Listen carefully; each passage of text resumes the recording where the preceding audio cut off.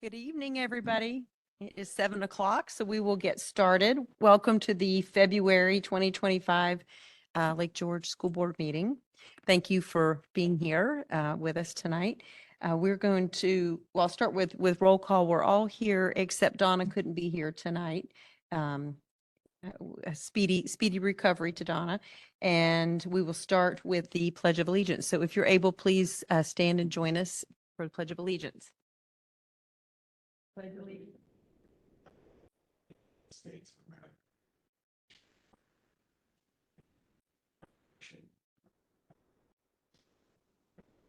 This is for all. The next item on the agenda is the non-instructional budget presentation with John Luthringer, our superintendent, and Bonnie Hart, our business official. Thank you. Okay, so good evening. As we embark on this year's budget development, I'd like to start by emphasizing that creating a budget isn't just about numbers and budget codes. It's about utilizing key skills that are essential for success in today's world. These skills, as seen here, are at the heart of New York State's Blue Ribbon Commission proposed efforts to define the portrait of a graduate, which you will be hearing a lot about in upcoming months. These are crucial for our students, but also as adults, we have, as we face complex challenges, especially in financial planning. Critical and creative problem solving, one of the skills there, collaboration combined with clear communication are the skills that I've relied heavily on throughout the budgeting process. Every decision, every allocation is made with care and purpose, ensuring that our students and staff are supported in the best possible way without compromising our commitment to fiscal responsibility and sustainability. The proposed budget reflects our district's unwavering commitment to our core values of collaboration, respect, excellence, accountability, trust, and empathy.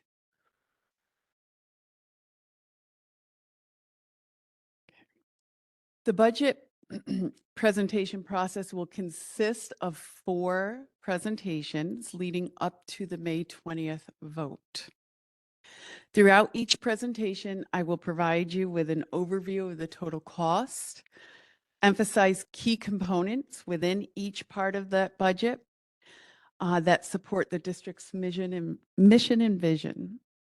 Tonight's presentation will focus on the non-instructional budget, which is made up of building facilities, daily operations, administrative services, and general support. Next month, we will shift to the instructional budget, followed by undistributed budget and revenues, which is your benefits. And then in May, we will have the budget hearing leading up to the budget vote on May 20th.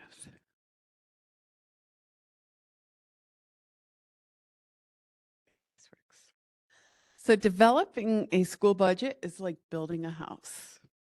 Whether it's a home or an educational environment, both create a stable, functional, and sustainable structure. You start with a blueprint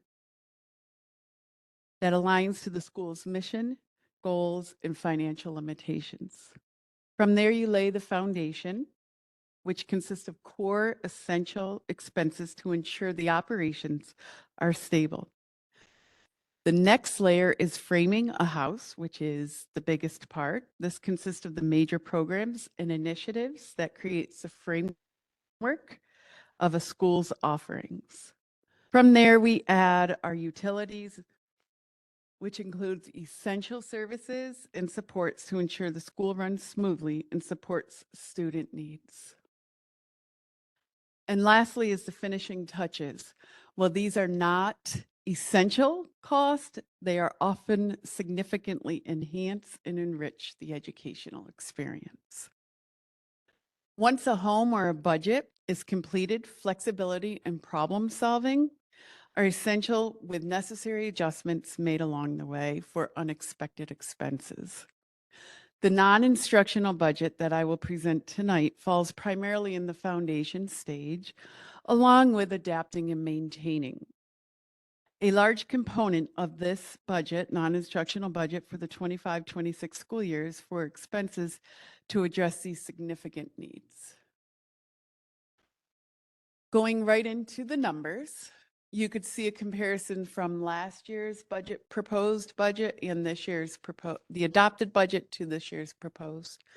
You're going to see overall a bit of an increase, proposing a 7% increase, which equates to just shy $290,000. Within this part of the budget, there are 4 separate categories. General support, which is Board of Ed district meetings and supplies, a slight increase there in terms of dollars. Administrative services, this is the business office, central district administration, legal cost, insurance costs, printing, communication, voting equipment. That you will see there is a bit of an increase. I will highlight this again on upcoming slides for anticipated legal as well as insurance cost. Central services is the biggest part, our largest increase. This is your building and grounds maintenance facilities, day-to-day operations. And then lastly is transportations, which is showing a slight decrease due to some retirements with consolidating routes through attrition and not replacing a position.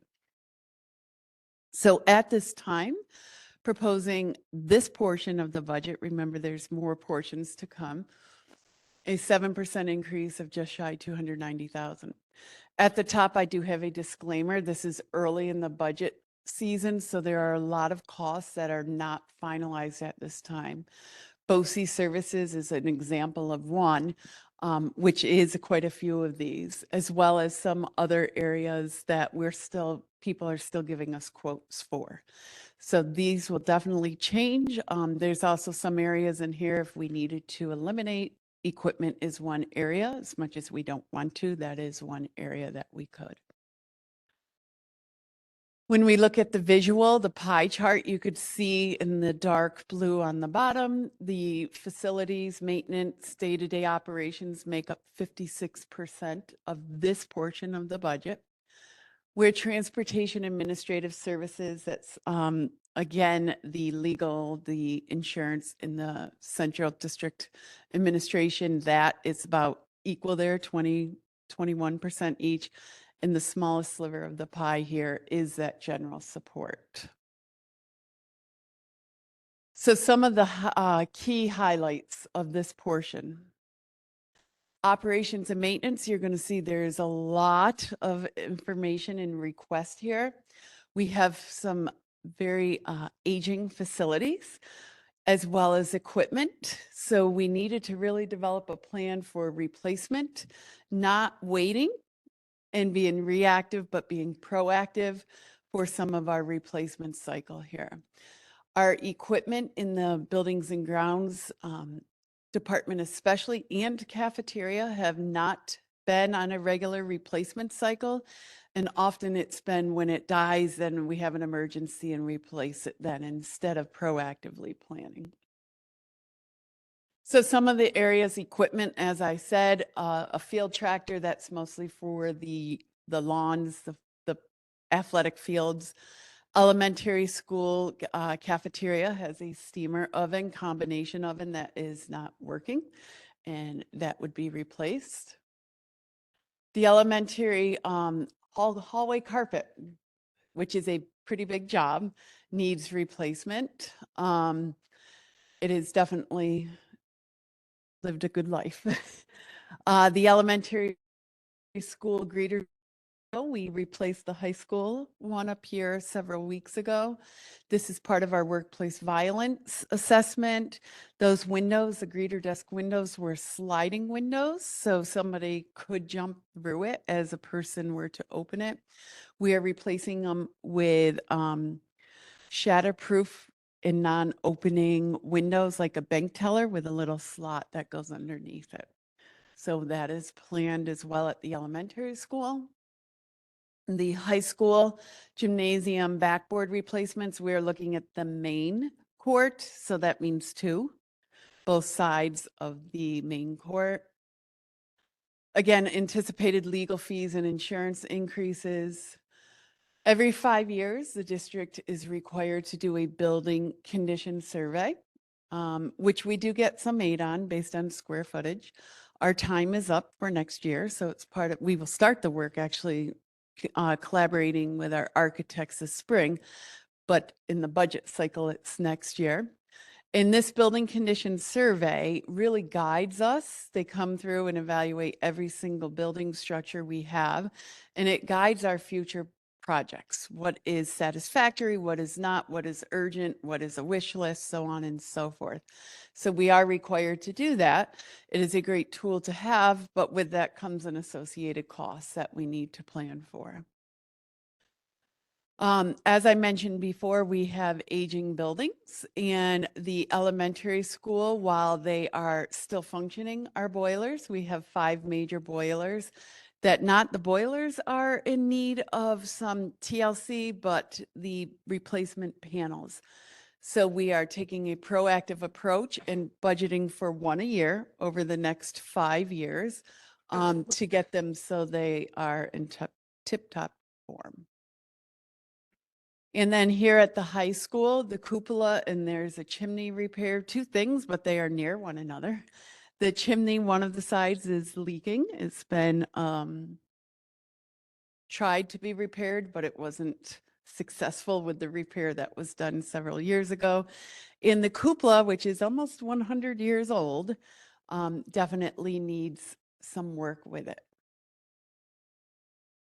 And then our day-to-day grounds upkeep, which I think everybody would agree, they never looked better. There's a lot of emphasis. We're working with the town to try to coordinate our flowers so they all match. And it's something we are very proud of. So we're looking at expanding at the elementary school as well as the high school and further in the front of the high school. And then, of course, our salary, contractual expenses, materials, and supplies. In terms of transportation, same thing, salary, contractual expenses, fuel. I'm going to say it's increasing. This seems to be a daily up and down. We never know what the future will bring on that. And then we are in a van replacement cycle here. The transportation department has had a bus and van replacement cycle developed for quite some time that we adhere to. Few things I want to point out regarding our revenue and state aid constraints. Our federal grant money from COVID has been exhausted. So that was a fair amount of money. We received a large portion of it, covered our HVAC project, but a large portion of it, about 25%, covered programs for remediation and working directly with students.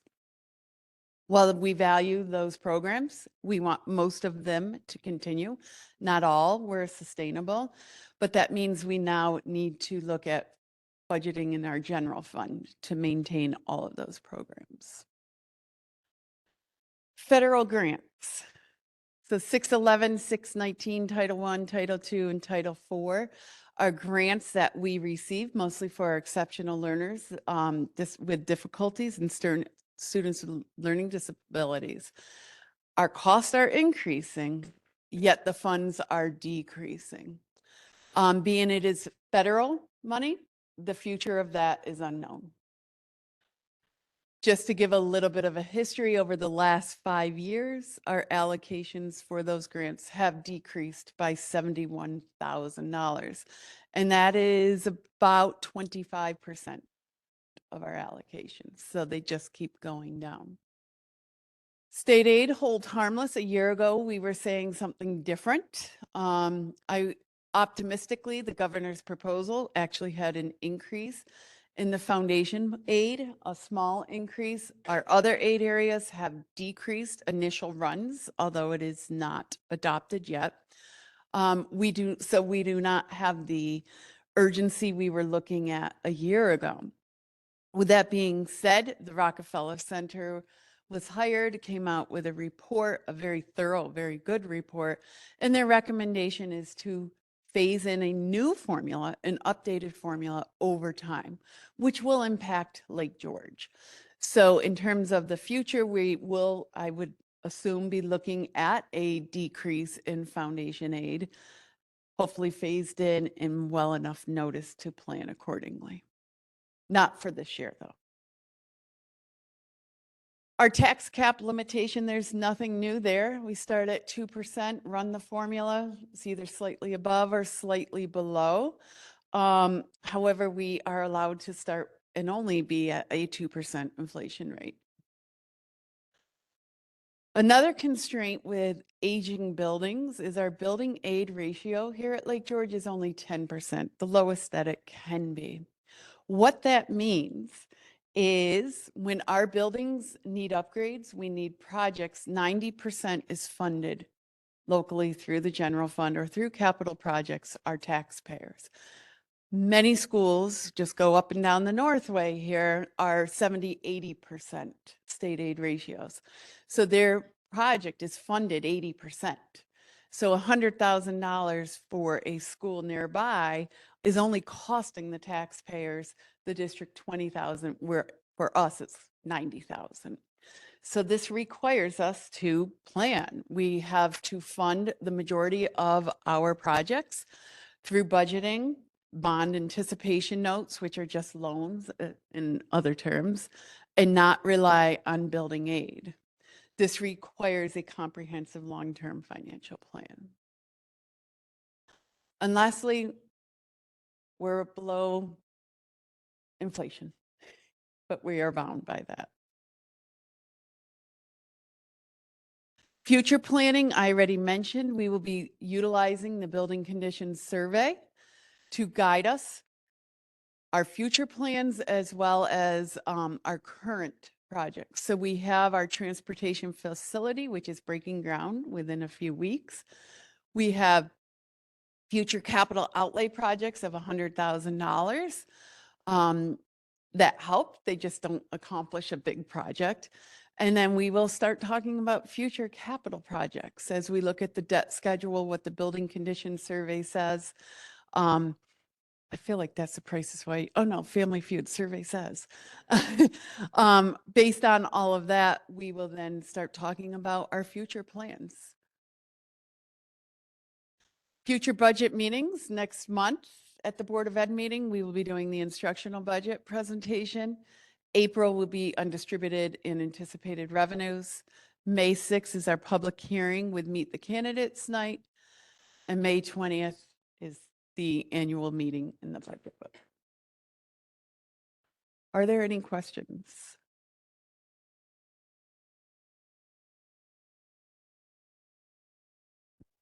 Oh, Bonnie, thank you. As usual, your presentations are so well thought out, planned out, interesting too. I have a Thank you. question, and I know we talk about this all the time with the fact that our building state aid ratio is only 10%. And you were talking about the fact that they're looking at redoing the formula for next year.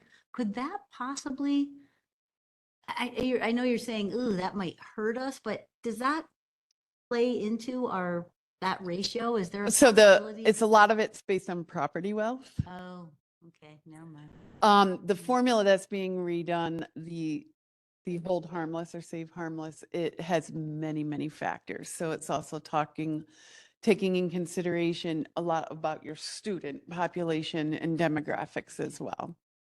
Building aid is based on your property tax. Thank you.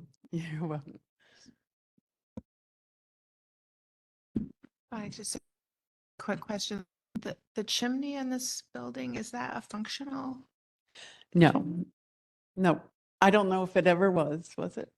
1926, but it is not, we don't use it, so we want to cap it Oh, so it that's what doesn't when I leak. said repair, I wondered what Yeah. that meant. So, yeah. And we want it, the math brain of me likes it symmetrical, so we want it to match the other side, which is about a foot off. Thank you. So the capping will stop the leaking. Yes. Yeah, They did it on the other side and it worked, perfect. but this other side was not repaired Alright. properly. Any other questions? Thank you very much, Bonnie. Thank you. The next item on the agenda is the elementary update with Mr. Jim Conway, our elementary principal. All right, so Bonnie, on behalf of the administrative team, thank you for the great work that you do to support what we do. So that was excellent. Early happy Valentine's Day to everybody. And also it's almost the 100th day of school, which is actually shortly after vacation, the actual 100th day.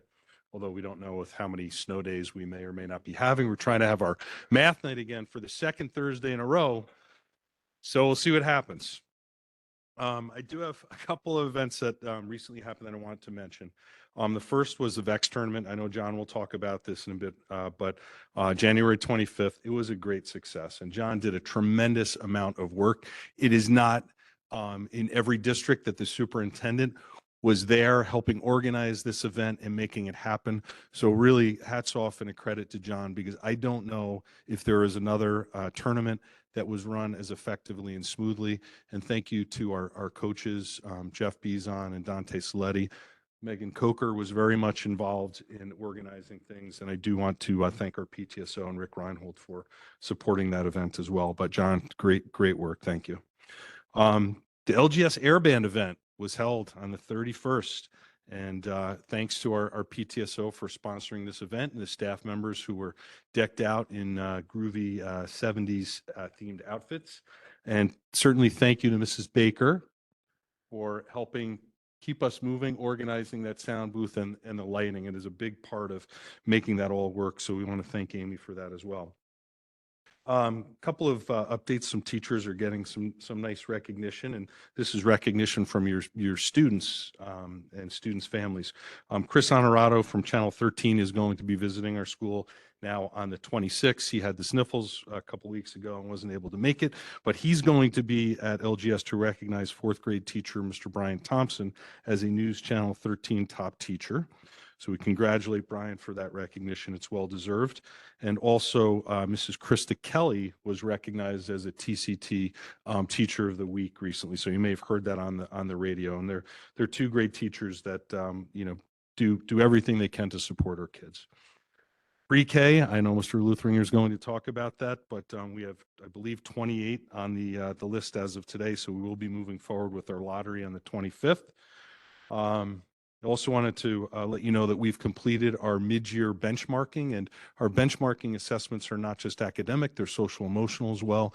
And we're really looking at that whole child and providing whatever supports that we can to help all of our students be successful. And I am very proud of the work of our staff as far as how we're supporting every child in the building. I already mentioned Thursday, second attempt at math night. Let's make it work, Mr. Luthringer. All right. March 6th, LGS Career Night, and Zoe's here. Our counselor Zoe Chodak brought that idea to life 3 years ago. So this is our third career night, 5 to 7 in the gym. The event provides all of our students an opportunity to meet with folks that are in a multitude of different careers. And it's similar to a career fair, other than they're not looking to get hired for a job, but they're looking to ask questions about different career options. And one of the things that the presenters have been impressed with the past few years is that the kids are prepared to ask them questions. And they're kind of surprises them a little bit when a 5-year-old is asking them what they like about their job and why should I consider going into this profession and that type of thing. So if you have an opportunity, swing by, and I know that some of you have in the past, it's a great event. March 11th, Battle of the Books. This year, there's over 640 students, 81 teams, 30 schools competing at SUNY Adirondack. And our staff does a great job on preparing our students for this competition. It's intense.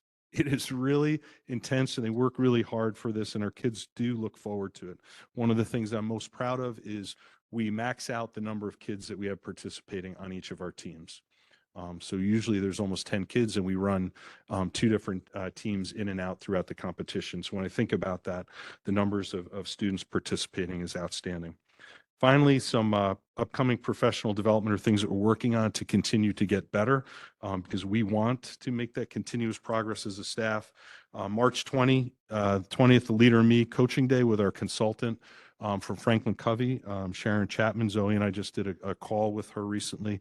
She's going to be coming in to work with our staff and students on our leadership program, keep us moving forward. And some other professional development over the next month includes two things that we continue to grow and get stronger at. One is our RTI approach with our intervention program, and that is both when I think about social emotional, how we're supporting kids, and then academics. And then another is within our special education program. We've been an integrated co-teaching model school for many years, since back in 2010. But it's time for us to do some additional training, and we're going to be doing some pretty high level training in both of those areas and bringing that back to the school to do some turnkey training. So that's the elementary report. Any questions?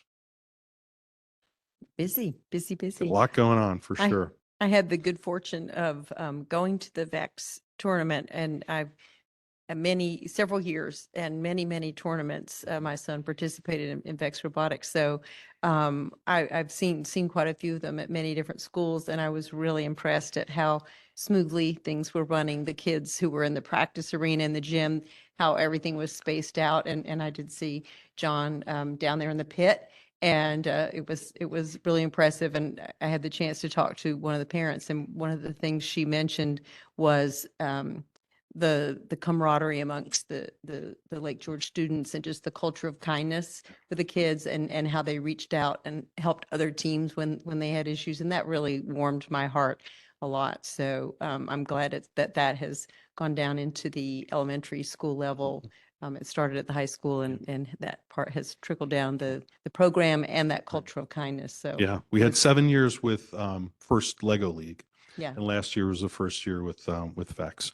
And I would be remiss, Dana's out there somewhere. I didn't see him as I was looking around. He's behind the bookshelf. He did a tremendous amount of work with the technology throughout that day as well. So Thank you, thank you to Dane. Dane. Yeah. Thank you so much. All right. Thank you. The next item on the agenda is the secondary update with Mr. Frank Acosa, our secondary principal. Hi, good evening. So a couple quick things. We're pleased this evening to officially announce the senior honor group. So the honor group is the top 10% of the senior class. Since there are 57 kids in the senior class, the class of 2025, there are 6 members of the senior honor group. I'll say their names in alphabetical order: Anthony Kokoza, Sophia Castle, Rebecca Pape, Katie Sedgwick, Ben Sheldon, and Taylor Syverson. So we're so pleased on their academic accomplishment to be named as part of the 2025 honor group. So congratulations to them on that distinction. This evening, finally, the culmination of a lot of work of student council, the new mascot, Georgie, has been purchased. A seamstress in Eastern Europe is creating Georgie. It's on my credit card because the district doesn't allow Eastern European credit cards to be on, I don't know, whatever. So it better arrive. Anyway, this lady is highly rated for creating mascot costumes. No, Mr. Conway, you cannot borrow it. It should arrive on February 27th or thereabouts, so we'll have a big unveiling of Georgie. Don't worry, it's a reputable individual who's world-renowned. She's on Etsy. Sorry. Anyway, so we're excited. I cannot wait for it to arrive. And I know the day that it does arrive, we're going to be putting John in it, running up and down the hallway and greeting everyone out front. How about that? Maybe Georgie can come to the March board meeting. That would be awesome. That's a great idea. So I jest, but it was a lot of work to get student council to agree on one. So I thank Katie Canali, the student council advisor, and the student council for working on that diligently. The musical is Friday, March 7th at 7 o'clock and Saturday, March 8th at 7 o'clock. It's the School of Rock. General admission tickets are $10. They can be purchased online. It's first come, first served seating. So buy your tickets and get there early. You can get all that information on the website and on the Daily Bulletin. And finally, I know that as you're probably aware on your agenda later in the evening, Paul Kelly and Amy Baker's retirements will be voted on. Those two individuals have dedicated their lives to educating the youth of not only Lake George, but the North Country. And more specifically, because Amy is here tonight, it definitely is an end of an era in Lake George High School. Amy has been an educator for 37 years, with the bulk of it here at Lake George High School. As you all know, she's an extraordinary educator, an incredible human being, and an incredible, beautiful friend, not only to everyone here, colleagues, staff, and students, but also myself. So I would be remiss if I did not congratulate Mrs. Baker on her well-deserved, well-earned retirement. She truly is a master teacher, and we congratulate her.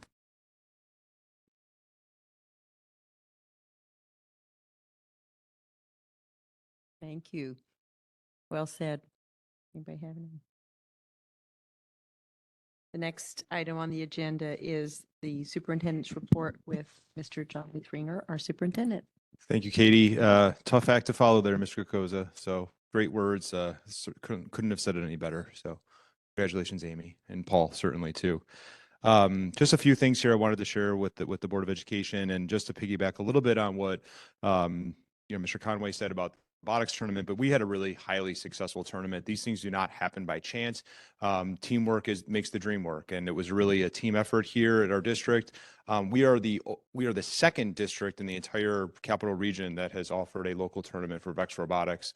It has grown exponentially in our region as really the premier robotics program. So we had 24 teams sign up. We had a couple illnesses, so we had 21 teams participate. Next year, there'll be we anticipate Fort Anne and Granville also coming aboard with VEX Robotics program. So there'll be even more teams locally. And really the goal is to try to provide these opportunities for our kids. That's really what this is about. When you think of the skills that are developed in a robotics program, they're all of the skills that benefit our kids in the classroom and then beyond in the workforce as well. And it was just really exciting to see it come to fruition. I had many people who were at this tournament from all over the region that go to lots of tournaments across the state, and they couldn't believe it was our first time. So it really went without a hitch, and it was really due to all the people that Jim mentioned. We had high school robotics students helping, PTSO teachers, administrators. It was just a great day, and a great day for Lake George. I will just mention we had 5 teams participate. Between grades 4th through 8th in the IQ level. And our middle school, one of our middle school teams won the Teamwork Award and the Robot Skills Award. They had the highest robot skills, the top 3 in the state, highest robot skills number. So 113 points. So in the scheme of things, it was pretty awesome. And people had to look in the rule book to make sure that they could actually get that many points. So it was pretty neat, pretty neat for our kids. So just a great day. And we did inspire Hudson Falls. Hudson Falls is going to host a tournament. They came to ours, and their coach was inspired and went to their administration and said, we need to do this as well. So looking into next year, we're likely to have more opportunities for our kids to compete locally, which allows them to stay local and not have to travel to Syracuse and other places for tournaments. So again, it was a great opportunity. I'm just proud that we were able to have it. Yesterday, right in this room here, we had another huge round of teachers. Somewhere between 43 and 46 of our teachers and staff participate in our restorative practices book study. So it was our second session. It was wonderful, again, to have continued dialogue and conversation in regards to bringing restorative practices to life. They, after the first session, which was in January, so they had several weeks to put some things into practice, whether that be a climate circle or perhaps using some restorative language when they might be problem solving something between students. And then they had to come back yesterday and share out those experiences. So we kind of did a bunch of different learning activities where they worked together, and then they got in smaller groups and bigger groups. And then we did a kind of a bunch of different circle opportunities, and we started to talk about next steps as well. So we captured a lot of great excitement, actually enthusiasm, and thoughts on next steps to try to help our entire district continue to move forward with this. So again, it was a great opportunity for this book study, and we're going to continue to have more discussions about planning and next steps for our district. Mr. Conway mentioned our UPK program as well, which couldn't be going any better. It's phenomenal. I happen to be in the elementary school and doing some observations and things that come with the territory. And I said to Mrs. Levine, I said, "Oh yeah, can I pop in?" And she's like, "Yeah, you can come in and run a center with us." And I'm like, "All right." So it was fun. So I was running a center this week in math, and it's amazing to see the growth that our kids have from September to now. It's just tremendous. It really is. And having this program is only going to benefit our entire our K-12 programming. That being said, it has gotten so popular that we have a very large number of students that are interested. So we put out several weeks ago, based on parent feedback from our first year last year, with regards to the interest forms and the lottery process and all of those things, that if we can move things up so parents can plan better. We listened to their feedback. We've moved that lottery up well in about 2 months ahead of time compared to last year. So the lottery has been open, the interest lottery form. So we've been collecting names of families that are interested, whose children meet the criteria for interest. And that actually closes on Friday. So it's been open since right around after the holidays. And we have 28 students that are interested in this program, which is phenomenal. Unfortunately, we have a limitation of 18 students for the program our size, and the requirements of New York State. 18 is our limit, so we have to have a lottery process. So we'll be sending information to all of the interested families on Friday. The lottery process closes at 6 p.m. We'll send communication to all those families about the next steps. After break on Monday, the 24th, we're going to do the randomized lottery. So essentially, we're going to be using a Microsoft Excel spreadsheet that has a randomized function. We'll put all of the names in a list going right down 1 through 28. We're going to hit the randomize button. It will randomize 1 through 18 are the students that would be making the lottery. And then the wait list starts at 19 and going up through 28. So due to that, we'll then communicate with those families by the next day latest. Hopefully we'll be able to do all of that in one day, but we'll communicate with families, letting them know that they've made the program or that they're on the wait list, and then what those next steps look like. So we'll be doing all of that communication this week, so they know well ahead of time of what this looks like, and then we'll be communicating again right break after the lottery. We certainly wish we could support all that are interested. But obviously with the restrictions that we have and the capacity of the program, but at least this year we'll let families know with enough time that they can plan accordingly. We also know that there tends to be shifting. We experienced that this year where as it gets into March, April, May, sometimes parents will choose not to send their child. So we'll make sure that parents understand how that wait list works and whether or not students can move up accordingly. So we are excited about that. I will be down in state capitol in May advocating. There's another round. It's called Navigating Pre-K. So I'll be down there advocating for additional funding. We really do not get a lot of funding from the state to offer this program. It really covers a very small part of our programming, which is important in our budgeting process, but we'll continue to advocate for additional funding for potential expansion in the future.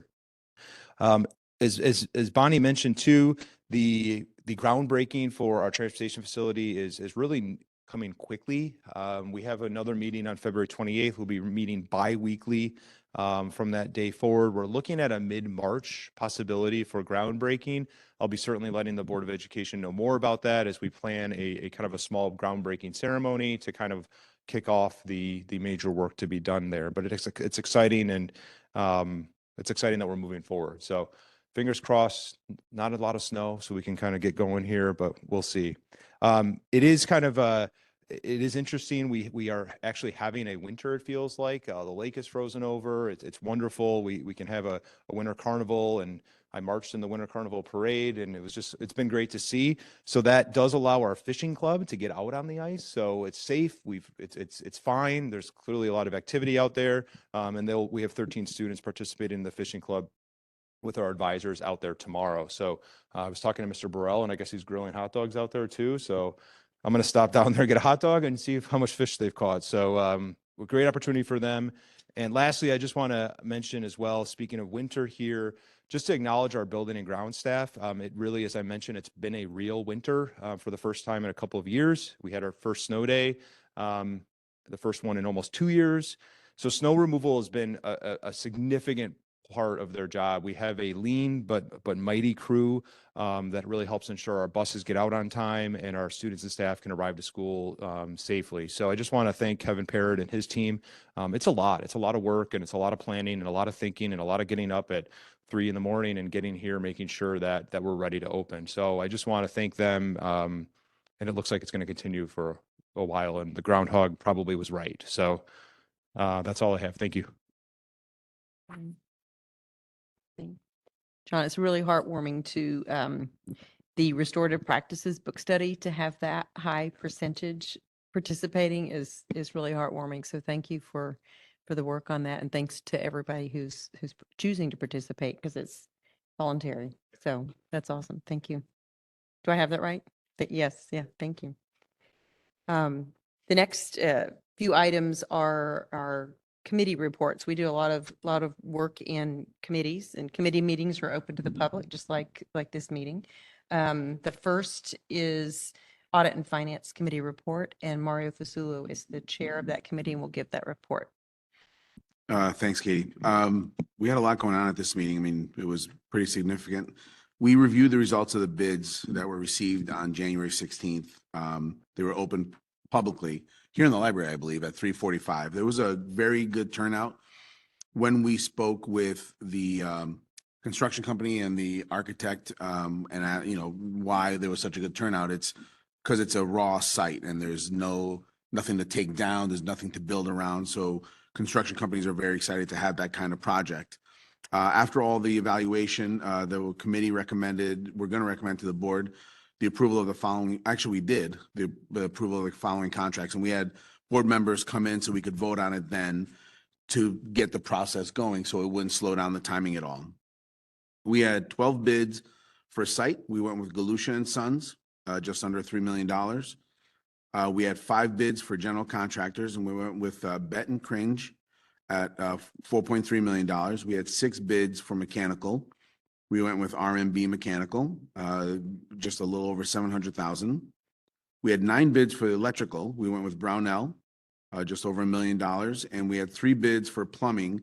We went with Tri-Valley Plumbing and Heating. So we're just shy of $9.5 million with those bids. We also reviewed the overall budget project that was approved by voters, including the incidental budget, state contract procurements, and placeholders. So overall, the project right now is, we anticipated being under budget by about $788,000. So that surplus really provides the district with the flexibility to address any unforeseen expenses beyond any established contingencies. Some of the questions that came up from Jeff, because Jeff was there, and he's had experience with this in other places, is issues that arise from the construction. Whose responsibility is it? And speaking to Tetra Tech, which were represented, and Schoolhouse Construction, which were also there, it's all part of the detailed contract that we have with them. And they go through it line by line, and there's a lot of approval that they have to do on their end that we accept. And there's a lot of that would go back to them. Now, the bids that we received, all the Tetra Tech and Schoolhouse feel very good about the companies. Just because they were low does not mean they were super low, and it's they're quality companies that have done work with them in the past, so they feel very comfortable going with them. So it was exciting. We got it going. I appreciate Jeff and Donna coming in so we could vote on it and get it rolling. But that was a big part of the meeting. Bonnie reviewed the non-instructional budget, which we also went over. The other piece that we reviewed was the Office of the State Comptroller uses a physical stress monitoring system to examine annual financial information reported to the district. The analysis provides an objective assessment of the physical challenges facing the local governments and the school district. So they're identifying situations where corrective action may be needed. The committee, we reviewed both the physical report, stress report, and the environmental report for 2024. So the physical stress report reviews the following categories: year-end fund balance, operating deficits, cash position, reliance on short-term cash flow, and debt. And so in each of those categories, the district scored the best rating of 0 points. We, on a monthly basis, when we meet, Bonnie does a good job of talking about where we are with our fund balances, and the fact that the business office is proactive and thinking. They have 5-year plans, 10-year plans, and planning ahead is really what has helped us stay in a great rating with our physical category. The environmental report examines the following categories: poverty, student-to-teacher ratio, teacher turnover, tax base, budget support, and English language learners. Again, in that, the district scored an overall rating of 0, which indicates no designation of environmental stress. We had that in all but one category. The one category, teacher turnover, scored 5 points. And when we dug into that a little bit, it was really due to the turnover of retirees, which caused that number to climb. So we were losing them because they were retiring and we're not replacing them. So all the other categories we were good in, which again, just goes to the being proactive of the administrators and the business office. So overall, we did very well there. And we have no environmental or physical stress right now with our school. That is all I have today. Any questions? No? Okay, thank you, Mario. The next committee report is the Board Development Committee report, and I am the chair of that committee, so I'll give that report. We had a meeting on January 30th, and the focus of that meeting was the student ex officio board member. We have a goal of creating an optimal opportunity for the student members and for elevating student voices district-wide in meaningful ways. John provided us with a sample policy on this topic, as well as student ex officio handbooks from 2 other schools. And John, my minutes say, is planning on reaching out, but he already did reach out to the New York State School Board Association to see what materials they may have developed. And John has let us know that they have, they're in written materials and trainings are in the works. And do you remember what, in April? Right. Yeah. So we will definitely be taking advantage of that. And John and Fran, during the meeting, reviewed the highlights from the January board meeting presentation on the topic of the student ex officio board member. We discussed the recommendations given to us from the forum committee. And we talked about our deep appreciation to the forum committee, and it's wonderful to have that shared decision-making working to help us. We discussed the time commitment for the students for the monthly board meeting, including the start time as well as the overall time commitment for students. And it's something that we can think about, whenever we're, making changes, starting something new. It gives you a chance to evaluate what your practices are. And our meetings have always started at 7. Well, I don't know about always, but for as long as I've been here, they've started at 7 o'clock. Why is that? Is it because it's always been that way, or because it works for a particular reason? So we noticed in some of the materials we had that some districts start at 6:30. So, would that work well for us, for the students? Does 7 work better? So it kind of got a dialogue about the timing of our meetings. So it's something to explore administratively and as a board to think about what would work best for everybody. We also talked about the application process for students and creating template forms for the student applications and for teacher recommendations. as well as talking about the application and election timelines. We're going to be creating a handbook for the student members, and the handbook will be part of the onboarding process and ongoing mentorship. The committee also recommends that the board develop a student onboarding checklist reference guide for the elected students to use in partnership with their board and administrative mentors. So the committee recommends that students have a board member mentor in addition to the monthly principal and superintendent mentorship. There's going to be a March 5th student council meeting. And at that meeting, there's going to be a presentation given to the students who are attending to educate them on this opportunity and the roles and responsibilities. Next week, the Board Development Committee is going to be meeting and we'll be working on this along with some other things related to the student board member. We plan to also make a recorded presentation which is separate from the presentation on March 5th, that can be accessed by all students. So they'll have an opportunity to be educated about this opportunity. There's a lot of opportunities. A lot of opportunities at this school. The committee acknowledged that the board will need to review policy and procedure documents and where needed, make revisions to reflect the student ex officio board membership. And the committee also suggested a board workshop in June as part of the process. Anybody have any questions? No? Thank you. The next committee report is Building and Grounds Committee Report. Janine Bieber is the chair of that committee, and we'll give that report. Okay, well, much of my report was covered by Bonnie's presentation at the beginning of the meeting.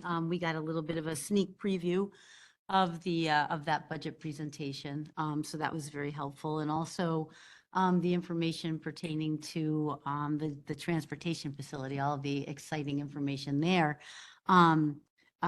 was already covered. So our meeting was on January 14th, and I will highlight still one part of it, and that is that at the beginning of the meeting, our Director of Facilities, Kevin Parrott, always just kicks off the meeting and gives us an overview of the daily operations and you know, the challenges, the successes that they've faced as the year's been going by. And I just do want to mention, you know, he focused a lot on the fact that they've really been fortunate in being able to foster new relationships with you know, other entities in the area. For example, Kevin highlighted the crucial support of the Lake George Volunteer Fire Department. They've consistently responded to alarms, often at inconvenient times and in challenging weather conditions. He also mentioned the collaborative effort between the state, the contractor, and the district to address portions of the sidewalk near the gym that was heaving. The work was completed during the late fall as part of the state's broader project to reconstruct the curbs in the village. And he also emphasized again the district's ongoing strong relationships with both the village and the town of Lake George, ensuring effective coordination and support for facility needs. And I think that speaks a lot to, I don't know, our team in terms of Kevin and who he has working with him, and also obviously the willingness of our community organizations to work with the school. So that was wonderful. The other thing that was also mentioned, we are looking at, it says in 2022, changes to state law required the school districts to conduct thorough testing for lead in drinking and cooking water. I'm sure people remember that. The compliance threshold has been changed from 15 parts per billion to 5 part per billion. And so we actually have our district's lead testing scheduled. It'll be conducted by Needham Risk Management, who is our safety consultant, and that will take place on Friday, May 2nd, 2025. Also, Bonnie mentioned the building condition survey. I can't believe it's already been 5 years and we're looking at having another 5-year survey done. It's already mentioned how important really that survey plays a vital role in the long-term planning to help prioritize future needs for the capital projects and for the district. Other than that, like I had mentioned, the rest of the information was really, was checking things off, was mentioned or covered in the budget presentation and also in Superintendent Luthringer's report. So thank you. Any questions or? Thank you, Janine. The next committee report is the Policy Committee report with Mary Ann McKenzie, who's the chair of that committee. She'll give that report.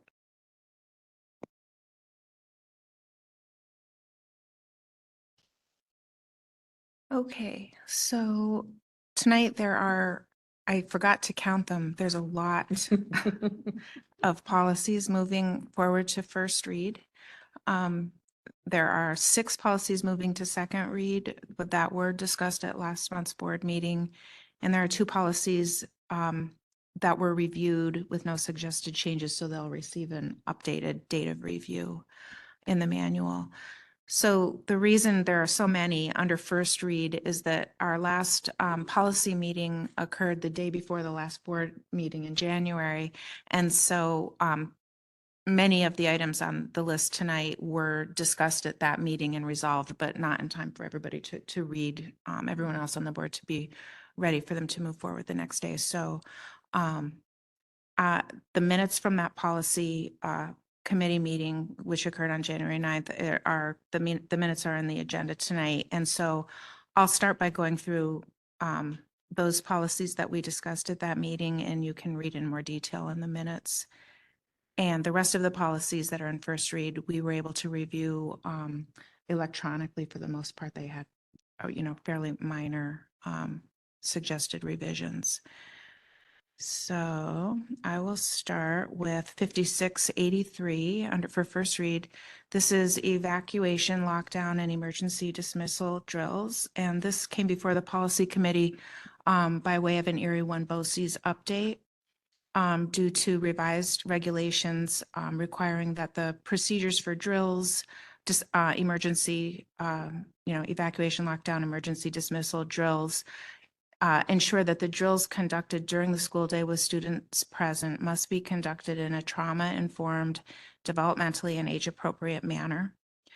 The regulations provide additional details on when these drills must occur, and they also create new parental notification requirements for districts related to the drills.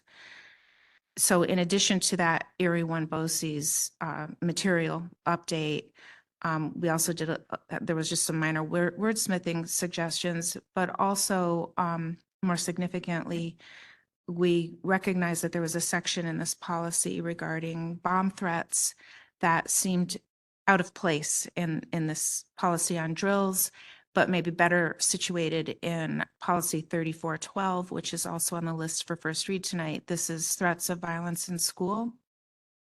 And so we actually are suggesting to relocate the bomb threat material from 5683 and relocate it in 3412, threats of violence in school. So that's those 2 policies. The next one is 6550, leaves of absence. This is also came to us through Erie One BOCES update, and it reflects changes to labor law section 206C, and stating that employers must provide nursing mothers with 30-minute paid breaks to express breast milk during the workday. The committee also made some suggested revisions under the categories of witnesses or victims of crimes and victims of domestic violence. Those headings to broaden the language for correctness under like a more broad, more general variety of circumstances, and to align the language throughout. The next one is 6218, recruiting and hiring.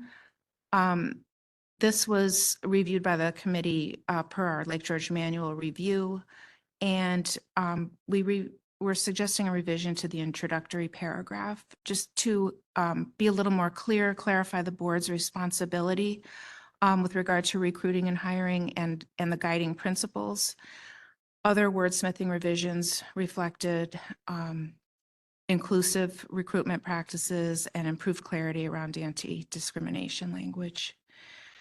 This policy does stipulate that the district establish written recruiting and hiring procedures, and that documentation has been developed.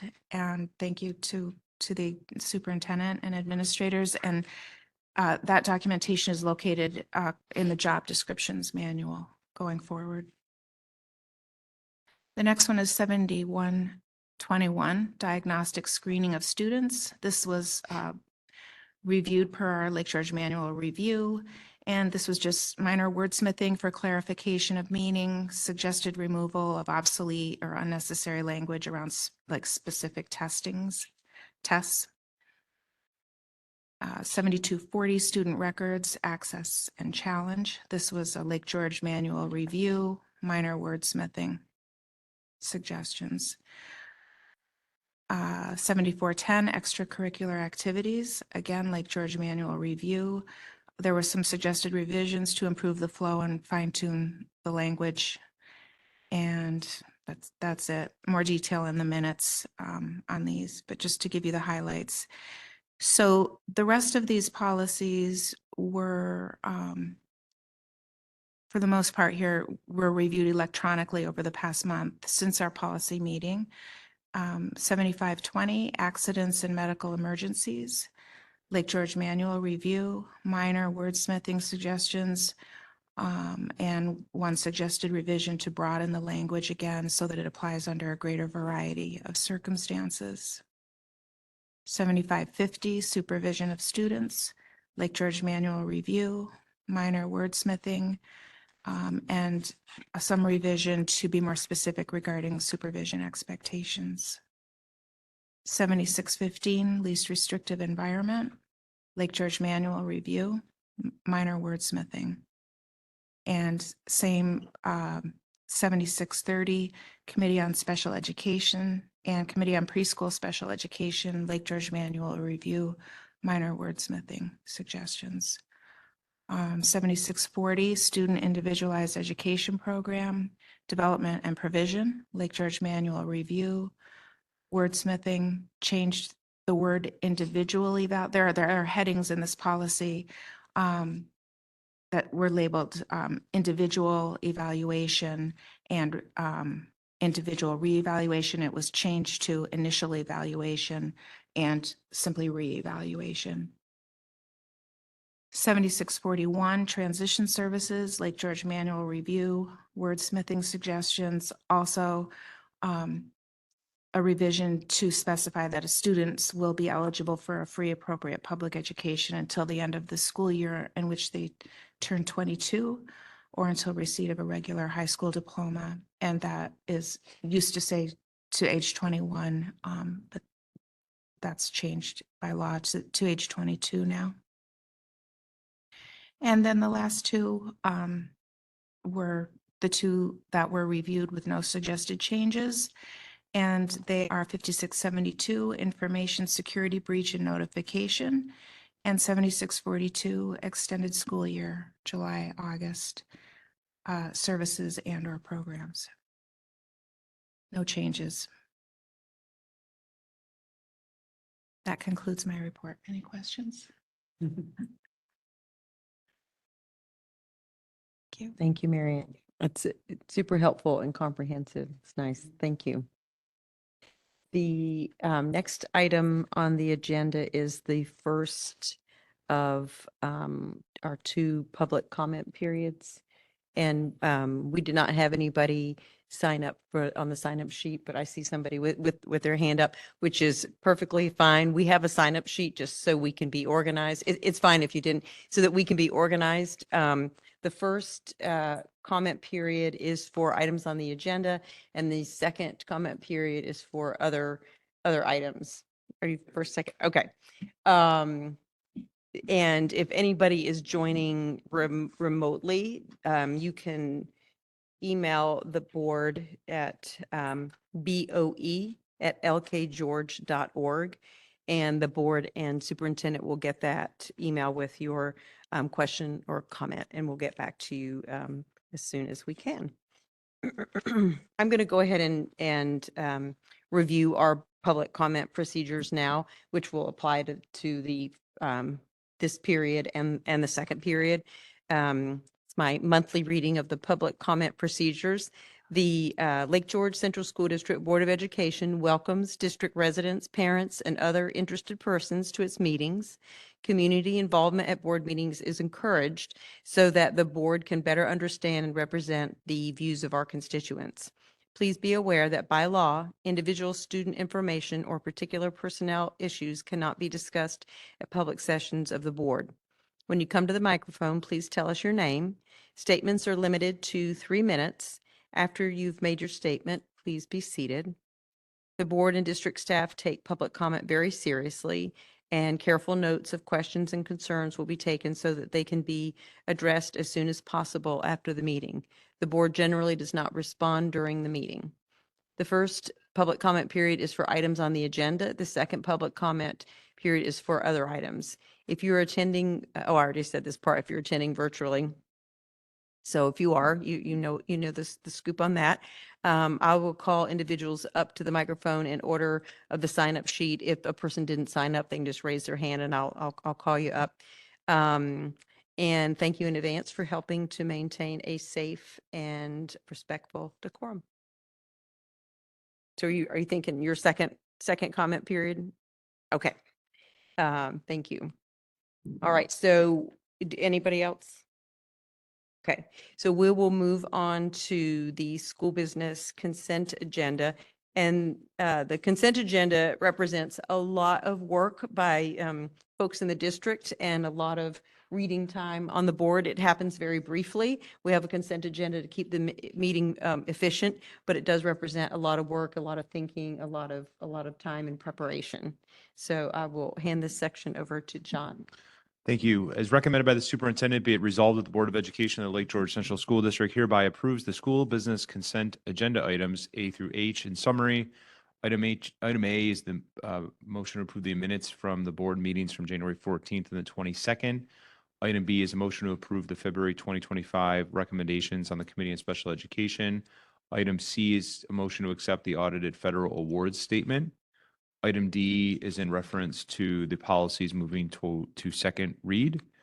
Item E is a motion to declare the February surplus list of surplus property and of no value to the school district. Item F is a motion to approve the Queensbury Lake George ice hockey team's field trip request to attend the Broome County tournament on or about February 22nd. Item G is a motion to approve the request submitted by the Quiz Bowl team to attend the national competition in New Orleans, Louisiana, on or about May 23rd, 2025. Item H is a motion to approve the Junior Honor Society field trip request to Mystic, Connecticut on May 10th.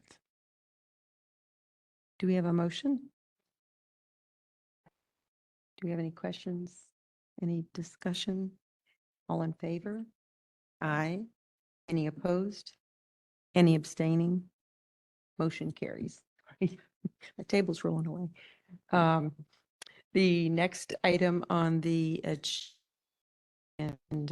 next one is faculty staff recognitions, and the first item is faculty staff appointments. As recommended by the superintendent, be it resolved that the Board of Education of the Lake George Central School District hereby approves the faculty staff consent agenda items A through B. Item A, a motion to approve the promotional appointment of Thomas Armstrong to the position of custodian. And item B is a motion to amend the 24-25 coaches list. We have a motion. Any questions? Any discussion? All in favor? Any opposed? Any abstaining? Motion carries.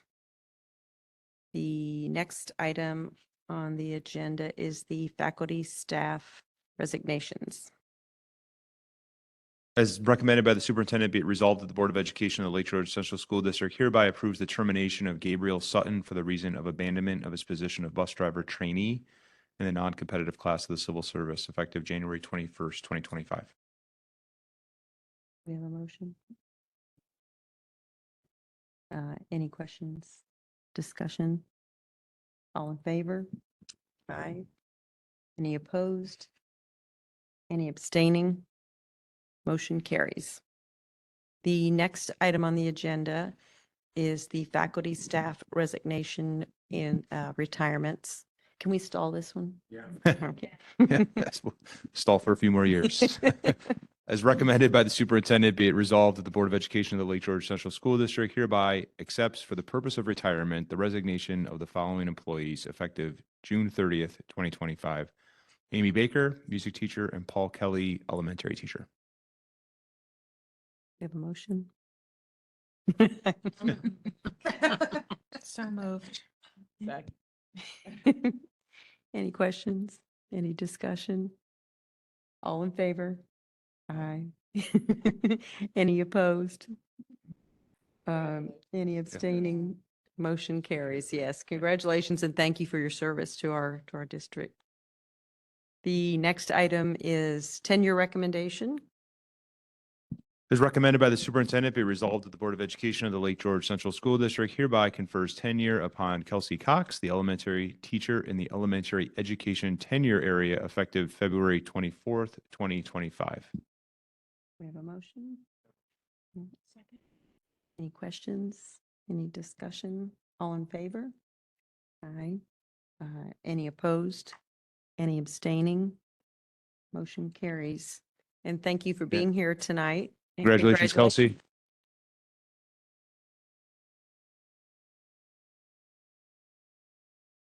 The next item on the agenda is Board of Education comments and discussion.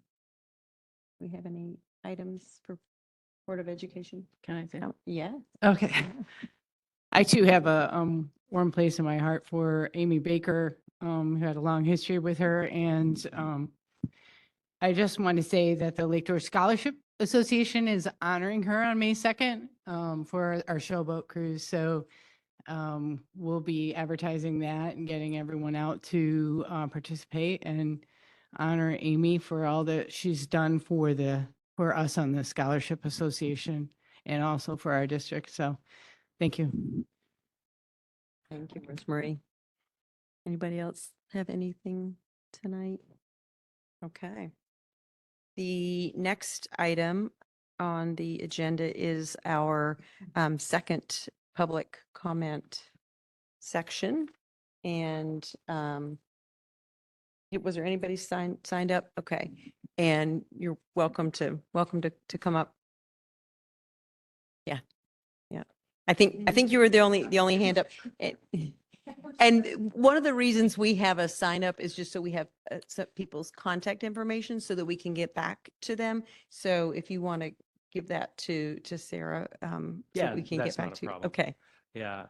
Well, first of all, Kelly left, but congratulations to her as well, because her family, or I'm sorry, her work in the district has also been especially meaningful to our family. So the Schambach crew is grateful to her.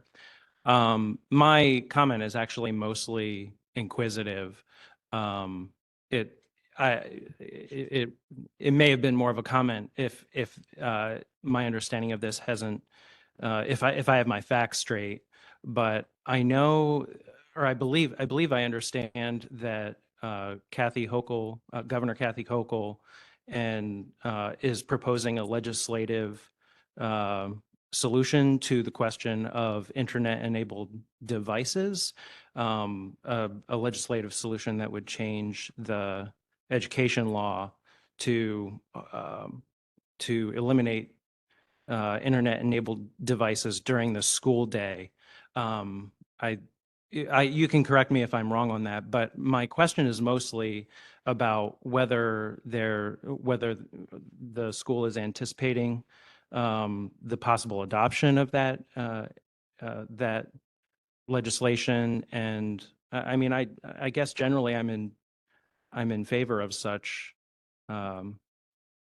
policies. I think that, work done by, people like Jonathan Haidt out of New York, I believe New York University or the University of New York, I can't remember which, has kind of raised awareness of this issue. So like I said, I think it's definitely worth the experiment.